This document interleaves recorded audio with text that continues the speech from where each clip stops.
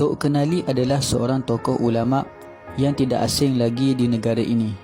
Beliau mempunyai peranan langsung terhadap kebangkitan Islam di Kelantan pada zaman kegemilangannya, hingga negeri tersebut mendapat julukan Negeri Serambi Mekah.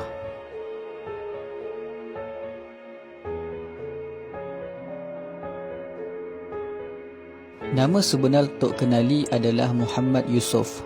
Ayahnya bernama Ahmad dan ibunya bernama Fatimah.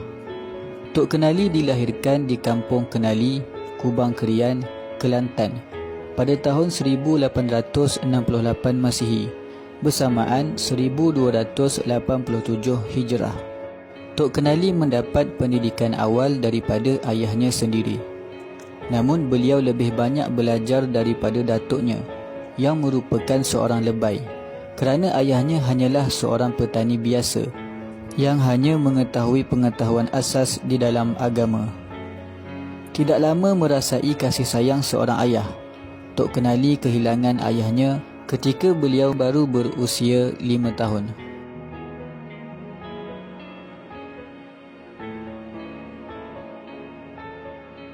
Sejak kecil lagi, Tok Kenali merupakan seorang kanak-kanak yang bijak.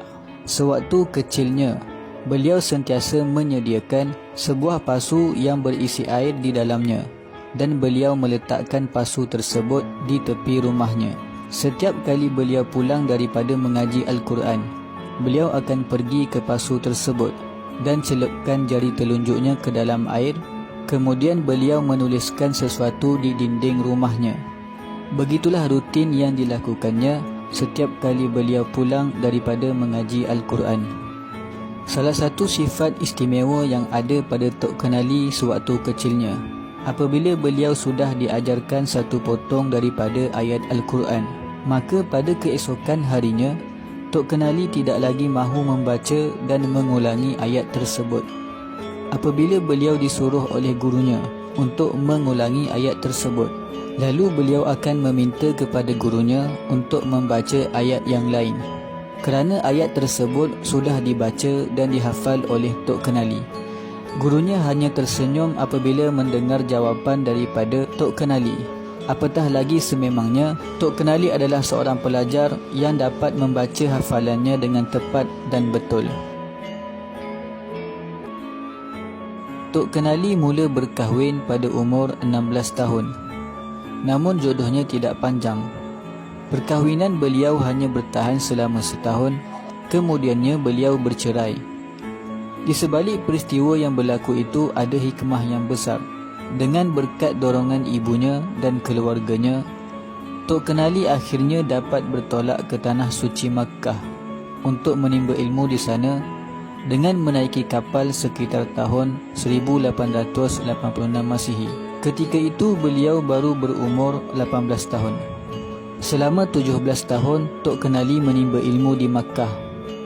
Beliau menjadi seorang murid kesayangan kepada seorang ulama terkemuka yang berbangsa Jawi, iaitulah Syekh Wan Ahmad bin Ahmad Zain Al-Fatani.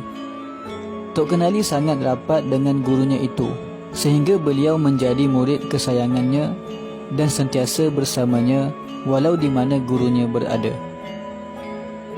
Selama berada di tanah suci Makkah, beliau menimba ilmu bersungguh-sungguh, ditambah pula dengan dirinya yang sememangnya mempunyai budi pekerti yang baik dan kesungguhan yang tinggi. Hal itu membuatkan dirinya menjadi seorang ulama terkemuka. Sepulangnya beliau di tanah Melayu pada tahun 1908 Masihi bersamaan 1327 Hijrah.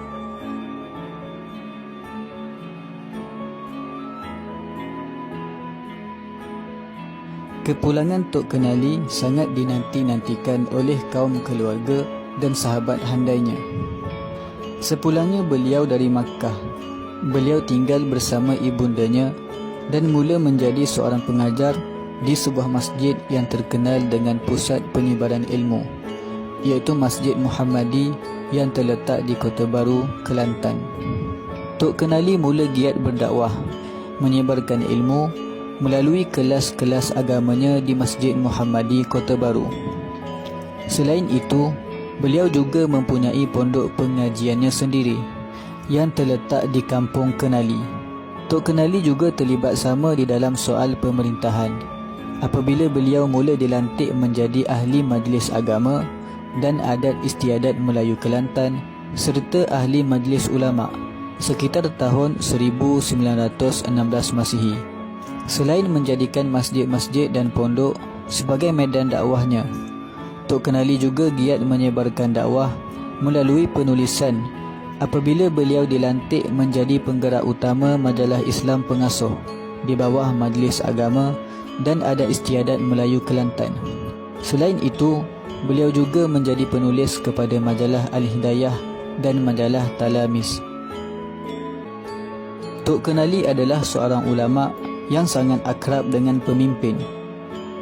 Istimewanya, walaupun Tok Kenali sangat akrab dengan para pemimpin, namun beliau tidak pernah tunduk kepada sebarang bentuk maksiat yang dilakukan oleh para pemimpin maupun orang ramai. Tok Kenali tidak akan hadir sama sekali di dalam majlis-majlis, termasuk majlis walimah, iaitu majlis kenduri kahwin yang bercampur dengan maksiat, sekalipun ia turut dihadiri oleh orang-orang besar kerajaan.